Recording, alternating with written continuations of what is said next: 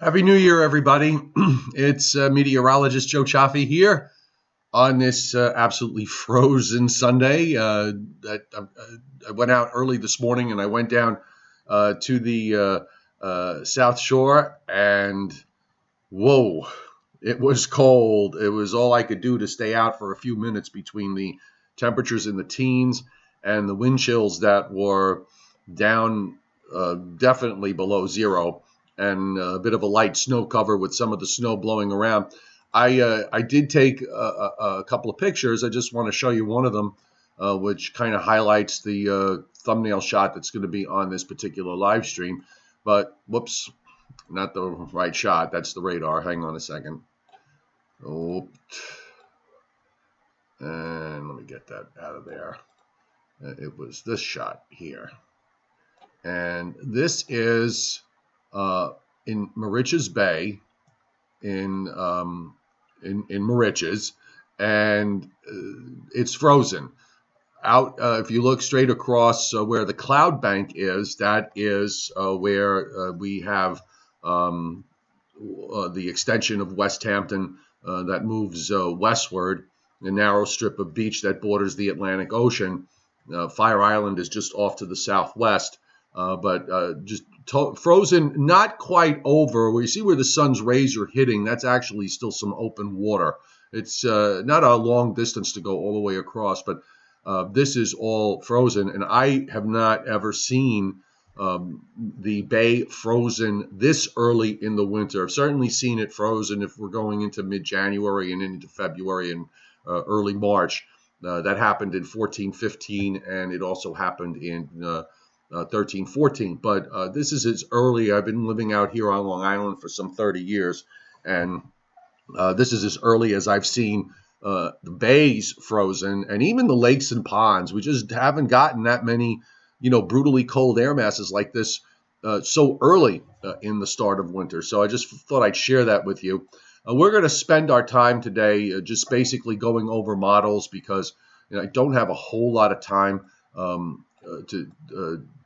spend on the live stream. So I want to get the most important things done and show you what's happening, because we do have a pretty dynamic week ahead, and there's going to be some big questions as to how this plays out. Let me just say, by the way, right off the top, because I've seen a lot of the stuff that's flying around, on the internet, and you've got this major Atlantic storm that's going to form later this week, Wednesday and Thursday. That's not a big deal, and it's not a big surprise. It is going to happen. But when people start using things like historic and all the rest of it, usually when something is going to be, let me just point out that when something is going to actually be historic, it is, you figure that out after the fact, or at the earliest while it's going on. Okay, not 5 days in advance. Those are rare occurrences that you could do something, be predictive like that. So, to me, when I hear things like that, it just kind of makes me cringe, especially if your job is really to forecast and not to be a historic a determinant of what's history and what's not. So there's a lot of nonsense with regards to that.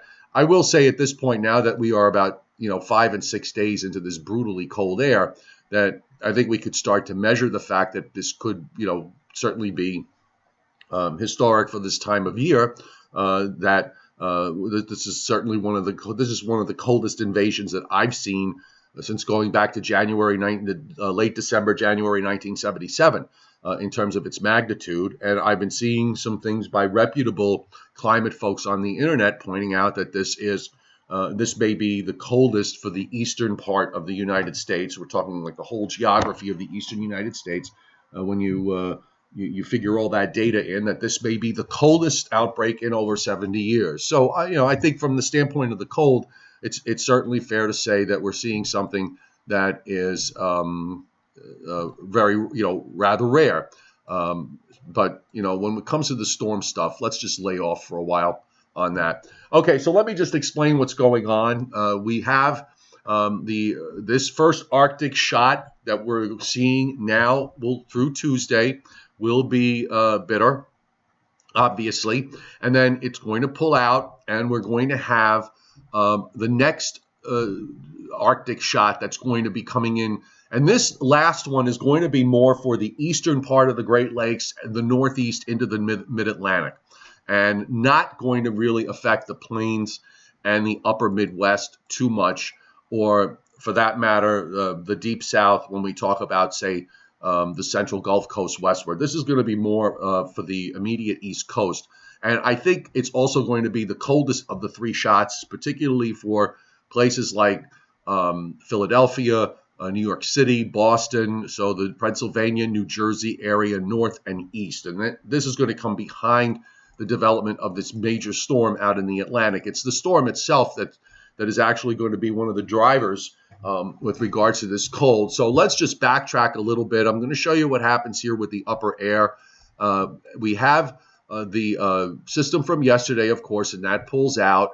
And we start to see troughing that begins to drop down into the western lakes. And also we have this disturbance that's dropping down through Missouri back through Kansas as a southern stream shortwave that is going to be involved in all this. And you can see it swings around, the northern stream swings around, and it tries to phase. The problem is when you look at this upper air and this trough, you see this there's indentation in the flow that's off the Atlantic coast, where you see the number 555 and 561 there. There's like, the height lines are kind of uneven. There's a lead shortwave trough there, and then there's another shortwave trough that's back off the southeast. And this is kind of complicating matters because there's going to be some kind of surface low that's going to develop in response to the offshore shortwave. And this is where models are, taking that and exploding it into a major storm. And it's affecting where the track is. And that's going to have a big impact. You can see it better here. The trough that's running from Lake Huron down to South Carolina is very, very deep. And then you have this energy that's kind of separated from it. So it's not really a full phase. So it just keeps it as a separate entity. And that really complicates the forecast. If all the energy is going to be out with some developing surface low way out, it's going to probably mean that precip in terms of snow is going to be confined mainly to coastal areas and not to areas that far inland of the coast. And then, of course, once that goes by, this is going to pull down this last shot of cold air, which I think, as I said, is going to be the coldest of the bunch. I would not be surprised to see below zero temperatures in New York City out of this, maybe even into Philadelphia, and certainly for Boston with an upper air pattern that's setting up this way. Also, we should point out that this is going to be this storm, if it plays out according to plan, will be a big deal for Nova Scotia. And that's something we're going to take a look at in just a second. So let me backtrack here, and we'll follow it along. And we'll put the surface features on, if it will let me. Thank you very much.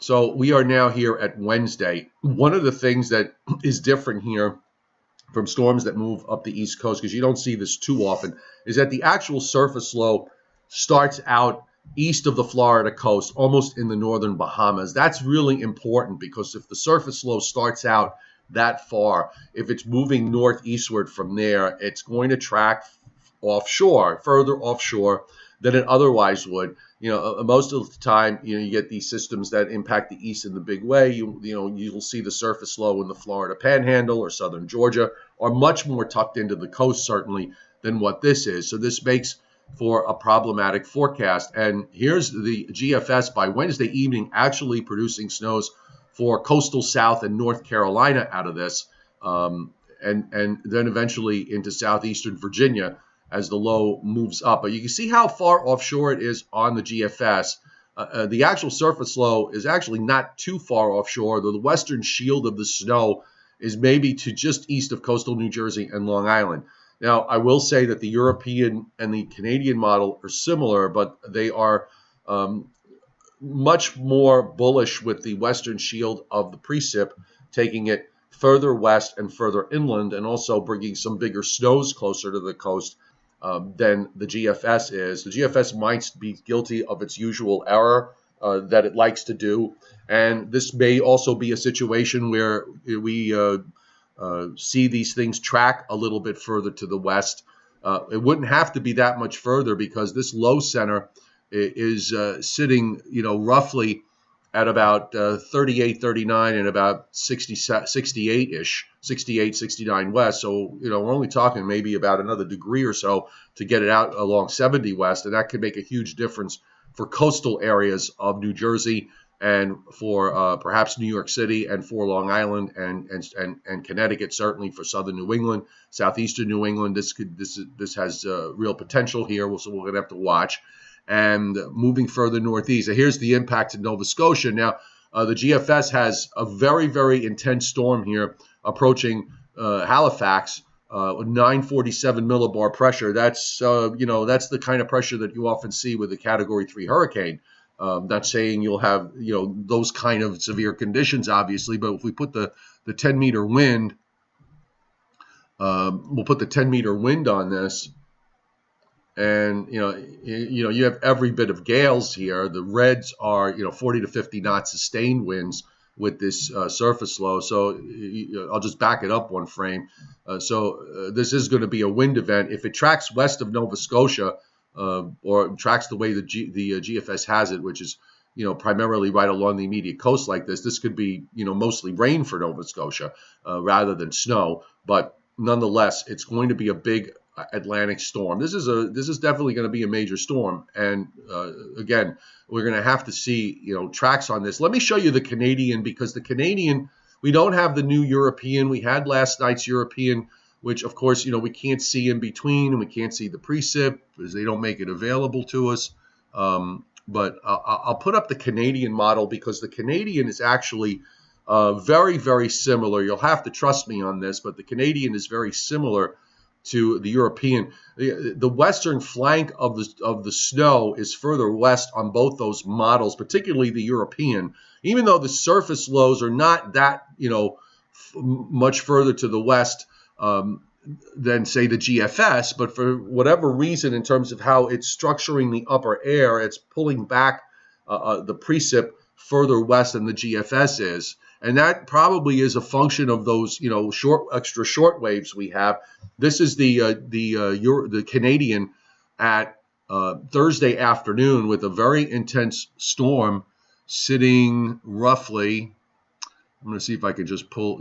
I'll try and get that exact latitude and longitude if I can. It's sort of hard for me to see, but let me try and lay the cursor on it. And so it looks at it, it's around 40, almost 42, no, that's too far north. I know it's not at 42. Let me move it down a little bit. So it looks like it's maybe at about 41 and a half and about 66 and a half, somewhere in there, or 41 and 66 in terms of the latitude, longitude. For a storm in that position, to have the snow shield that far west is a little unusual, but I think, again, the models may be reacting to all these extra short waves running around that we normally might not be dealing with. But this is what it is producing in terms of the actual precip and in terms of the actual snow, which the snow map on the European is going to look like this, from this system, except that the back edge of the 6-inch line is to just west of New York City and coastal New Jersey, and the back edge of the, say, 9-inch line is over central Long Island. Western Long Island. The back edge of the foot is about to central Long Island, central Connecticut, northeastward. So that, by the way, excuse me, that is with respect to the overnight European run. The new European run doesn't start for another 45 minutes.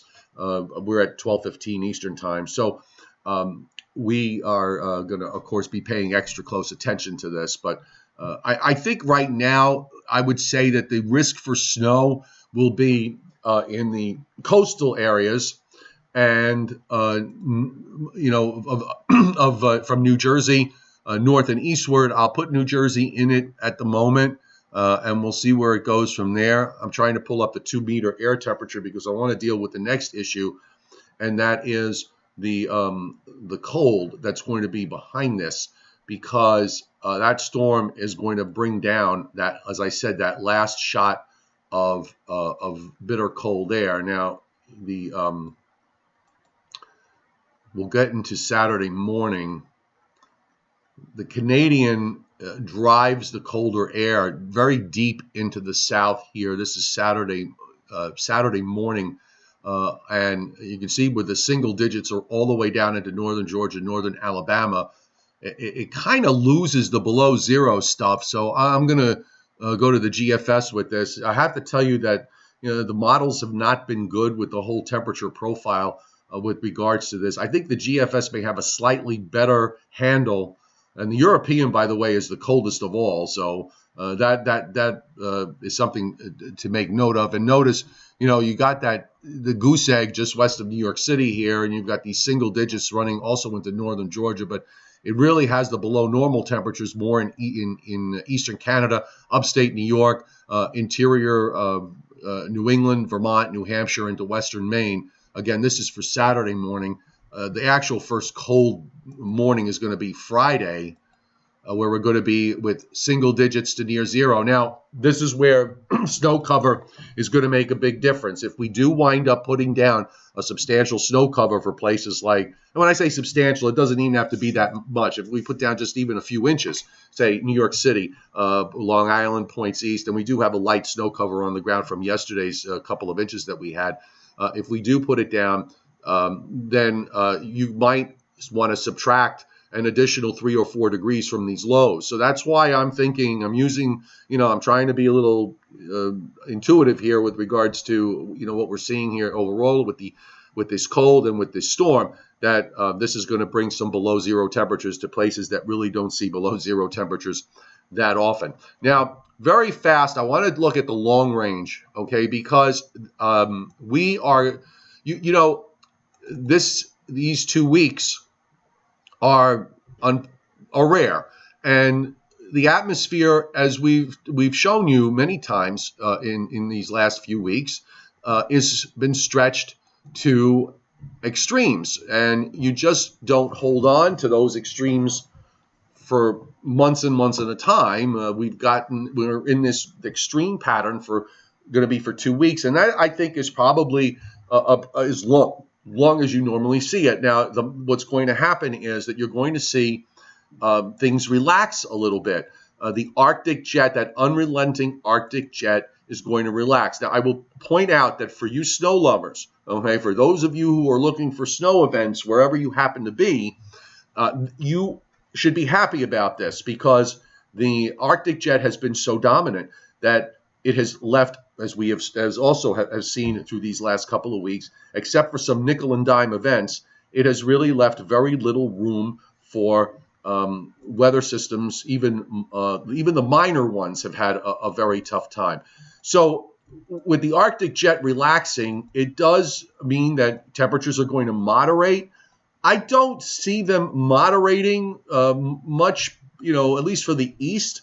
We will probably get up back closer to normal, and maybe there might be that day or two if the model is correct as we go into beyond the 11th or 12th day of this, a little bit of ridging here in the eastern states, that maybe we could have a warm up for a day or two, and then it kind of wants us to drop the trough further, a little bit further to the west in the longer term. But I would be very, very careful of this. All right, I think we're still in this mode where, I've been watching the GFS closely, on a day-to-day basis, and trying to pay extra close attention to what's going on with regards to any kind of pattern change. And you've got these models that keep showing something happening at around day 12, day 13, day 14, day 15, and every day it keeps getting pushed back a day. It's getting pushed back a day. So that trend is continuing. So I do see a moderation, Whether I'm not at all convinced that it's going to be anything much beyond that. And in that moderating trend, you're going to probably have more opportunities for snows, if not, where I am, perhaps where you happen to be. The Great Lakes systems, for example, except for lake effect, there really hasn't been too much action there. A couple of weak systems that have moved across the southern lakes in the Ohio Valley and so on. So this might open the door up for some other areas to get some snow events, and then that's going to lead to its own forecast challenges, obviously. But for the moment, the focus of attention is going to be the two Arctic shots that we're dealing with, and then we are going to have that Atlantic storm that's going to develop and move up the coast in one way or another. We're going to have that for say Wednesday night into Thursday night, and then that last big shot of cold air in this series that is going to come in for Friday and Saturday. Again, I think I see that as a risk of going below zero in places in the Northeast that normally don't see below zero temperatures. Danielle Dean, thank you so much for hitting Super Chat. I really appreciate it greatly. And an extra special, those of you who have done it along the way, thank you so much. Just another thank you to you as, we're coming to the end of the new 1 year and into another. And it's been great, by the way. I've seen, tremendous growth here on my YouTube channel, and I can't wait to see where it goes next year. And having all of you with me, it would not have happened if it wasn't for you guys, and I really appreciate that.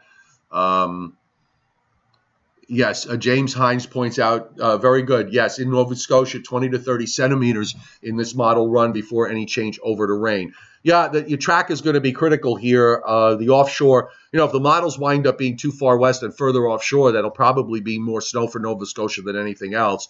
Nova Scotia, Newfoundland, this is going to be, this is a storm you're going to have to pay attention to. I have to go up there one of these days. It is on my list of places to see. Danielle Dean, at 17 degrees here. Where exactly are you? Very oppressive. Pavement is cracking. Every body of water and river is frozen solid. Well, you see from my picture, even where I am here too, everything is frozen solid. And it's not unusual for us to have that happen deeper in the winter, but this early it is. Happy New Year to you, Christopher Allen. Good to see you. Hope your 2018 is a great one. Yeah, Corey Bodziak, I got the same problem too here running my fireplace. The humidity in this house is bone dry. It's down at yours is at 15%. I'm sure mine is every bit as low. Isaiah Jacob, will South Carolina get snow from this storm? Well, the models all actually do skim coastal South and North Carolina and the Outer Banks with snow and ice from this. So you might want to pay attention to the track of that surface low if it's a little bit further to the west. I don't think it's going to be far enough west to bring snows. I believe, if I remember correctly, you're in interior, northwestern North Carolina. If it ever wound up that you got snow over where you are out of this, then for areas to the north, for me, it would be an absolute burial because the track would be that so far to the west. But right now, I think it's going to be confined mainly to the coast. James from North Belmore, hello to you. Fallen Angel, yeah, the humidity, even with the humidifier, you can't get the house humidity up above 40%. I know it's very tough when it's that hot. I'm sorry, let me start that again. It's really tough when it's that bone dry. But definitely, God, it's cold out. I have to work. I'm working at WPIX TV tonight, and I'm going to be in the city on 42nd Street. Times Square is on the west side. I'm on the east side, which is great because there'll be nobody where I am. Everybody's going to be in Times Square, and it makes for an easy drive in and an easy drive home. And I'm looking forward to this. And driving home on New Year's Eve after I'm done from work is great because I hit the road about 11 p.m. and there's absolutely no one out. It's just a clear ride and a clear sail. And it's actually one of the safest nights to drive in because everybody is at some party of one sort or another. And while they're waiting for midnight, you're on the road with nobody else. Just trying to get through the rest of your comments here. Cullen hopes the trends is further westward. I think the southern stream low intensifies is quicker than model. Cullen, it intensifies awfully quick. I mean, it really deepens very rapidly. I don't know how much faster it could deepen than what it's being shown, but we'll have to keep an eye and see what it does. This may be another situation, by the way, where models may jog westward at the last minute. This is we usually, when we've seen these westward jogs, they've involved these troughs that set up along the east coast with some semblance of a southerly flow. So I think this would certainly qualify. This definitely qualifies as one of those instances where we might see that error repeated again. So that is definitely something that is on the back of my mind, and something that we're going to have to pay very close very close attention to. Michael Groom points out quite well, yes, trend is friend, and you can't model hug. I agree. I don't think I'm model hugging at all. But I always find it very funny. I'm not saying that you're accusing me of model hugging. I hope you're not. But I do get occasionally accused by a couple of specific people that come to mind, not here, but on my Facebook page. And depending on what their bias is in their own minds in terms of what they're looking for weather-wise, I'm accused of model hugging when I predict snow, and I'm accused of model hugging when I don't predict it. So basically, I'm just accused of model hugging, all the time. So I don't get it.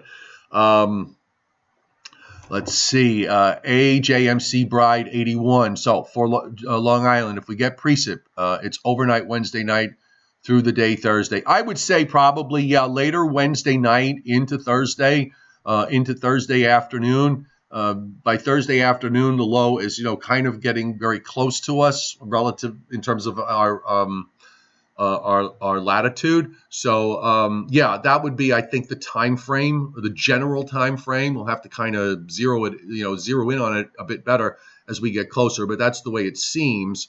And, Long Island is kind of in an odd spot here because, Long Island may be far enough west to catch this, but it could be one of these systems where there'll be that sharp cutoff of where you go from, a coating to just flurries, and literally over a matter of just a handful of miles, 3 miles, 5 miles, even 2 miles, you'll go from a coating to an inch to 6 inches, depending. I think that's how the back edge is going to set up here. This is a very wound up storm. It's going to be very intense. And when you get these intense sort of storms, the western edge of the precip shield is going to be extremely sharp.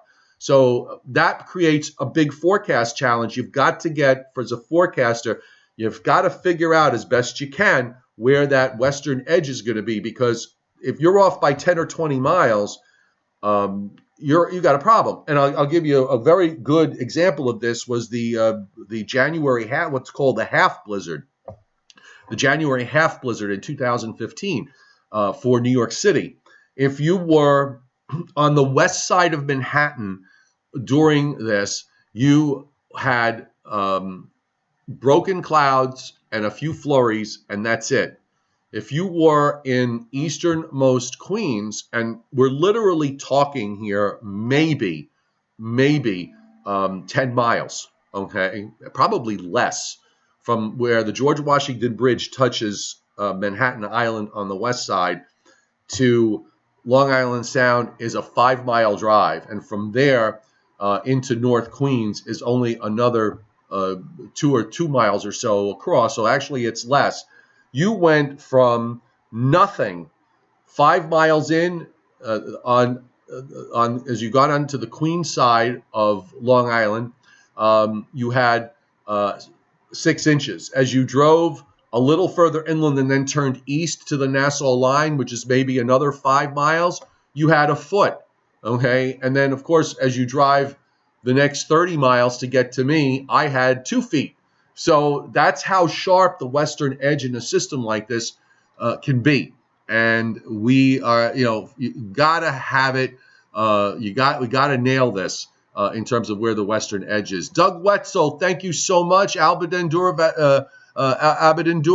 Durovic, thank you so much for hitting Super Chat. I really appreciate it greatly. Going to definitely need some hot chocolates here when I get into the city tonight, with the extent of the cold and the bitter air. Cullen, just a thought, but maybe the northern stream slows down and gets a bit deeper, pulls in the coastal low. Yeah, well, I mean, I think that's one of the things that we're going to have to pay attention to is, how these, we've basically got, we usually have maybe two short waves to deal with, one in the north and one in the south. Okay, but in this instance, we've actually have maybe four short waves, the one in the north, and then we've got, it seems like we may have at least two, if not three different short waves running around in that southern stream. So yeah, I mean, let's suppose the model is picking, deepening the wrong short wave. Maybe it's the first one, maybe it's the second one in that southern stream, or maybe it's the whole northern stream energy, and those southern stream short waves aren't that important, and the whole northern stream just dominates, and you get some sort of low that forms out of that northern stream trough as it digs down and around. These are all possibilities, certainly, that need to be looked at. The snow ratios here, Thomas Giovanello, I think they might not, they're not going to be 10 to 1. I think they may be, the air over here is very cold, especially aloft, clearly. So, they may start off at, they might start off at, say, 12 or 13 to 1. And then as everything progresses, because as the low moves up, it's going to get progressively colder. I think you're going to see temperatures eventually, just go right into the teens when this is all said and done. So you might start out at, say, 12 or 13 to 1, and then finish up at like 18 or 20 to 1. I don't know how it'll average overall from beginning to end, but just it'll start out with a ratio, like I said, 12 to 1, 13 to 1 at the start, and maybe head up toward 18, 20 to 1 toward the end as cold air comes in on the backside. And yes, Cullen, definitely a puzzle, a puzzle in a big way. Christopher, how come, despite the fact that the storm is well offshore, is it trying to bring snow to eastern New England? Christopher, that's a good question, and that's something that I was having a conversation with one of my colleagues about, is the fact that, the western flank of this is pretty far to the left. I think the reason why it may be doing that is because it has these southern stream features that are running out ahead, and then the northern stream gets involved and starts to pull back precip westward. A couple of runs going back in the last few days, the models were having this idea of, say, double lows, and you don't often see double lows like that. That's why that kind of didn't look right. So and that's another thing. The models may be overdoing the western side because the low is out so far east. Perhaps the western shield is being way overplayed, and I think we have to consider that possibility. Brandon Doherty, right now, I would say Philadelphia is out of the game with this. You're going to need this thing to shift a couple of degrees to the west. Not that it can't. I think that's what you're going to have to hope for. But we're still early here. This is Sunday. We're talking about 84 to 96 hours. Sunday would be Monday, Tuesday, Wednesday, 72. So 84, 96 hours. So there's certainly plenty of room for models to do a little bit of a dance. The European model is going to start in about 20 minutes. So I would suspect that the European has been the furthest west of all the models that we've been watching over the last couple of days. So I'm going to guess that it will continue to be the furthest west. Whether it's as far west as it was on the overnight, which took the western edge of 1 to 3 inches to just north and west of Philadelphia and into eastern Pennsylvania, and had 6 to 9 right along the New Jersey coast of New York City, and a foot plus from me east and on up into New England, and basically 12 to 18 for Boston. I would suspect that the European will come in and do something similar. But if it does do something different, then we're going to have to, of course, reevaluate. And Alberton, by the time this is, how cold does it get in New York City? You're going to be, I think when the ball drops tonight, it'll probably be around 10. Tomorrow morning will be in the single digits, low single digits, and areas nearby will probably be near or below 0, and the same for Tuesday morning. And then behind this storm, Friday and Saturday morning, I think there will be, depending on whether any snow comes out of this, will determine whether we have some areas below zero or whether we have widespread below zero conditions. Okay, folks, let me wrap it up because I got to get ready to hit the road. Happy New Year to everybody. I'll be putting stuff on Facebook.